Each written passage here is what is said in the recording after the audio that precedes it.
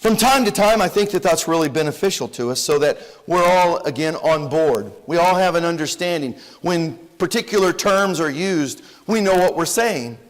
And this is important in church life. The Bible is filled in our English translations of the Word. We have words like justification. And we want to do more than just give a simple understanding of that. We want to have a working understanding of this, that we can put this into practice. We want to know, what does the word atonement mean? We need to know what atonement means. Specifically in the culture that we live in, where there is a predominant religion that talks of the same words that you use, they have a different meaning for atonement than the Bible does. You must understand this. If you don't get this, you will get sucked into believing that other peoples of cultic religions are essentially believing the same thing as you. Do you even know? Would you be able to define, would you be able to describe to someone what atonement even means? What about imputation?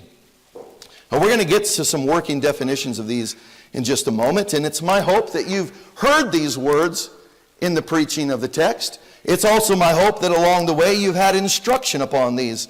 Today, because we've put the emergency brake on and we've peered into the text, we're going to let these words we're going to be reminded of the wealth of these words. What about sanctification? Do you have a good working understanding of the word sanctification? You're just out on the street and you're in conversation with someone and they bring up the word sanctification. Would you at all be able to defend biblical sanctification? What about propitiation? Well, there's a word that's rarely ever used in our English translation. You know that if you've heard the word propitiation, you've been to church. That's not the word on the street you're just going to hear in common vernacular of the day. And then glorification. What could you do in the working order of understanding what glorification is?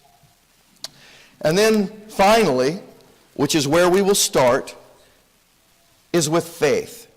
What is faith and how do we describe it, and what is meant by it when it's used in Scripture?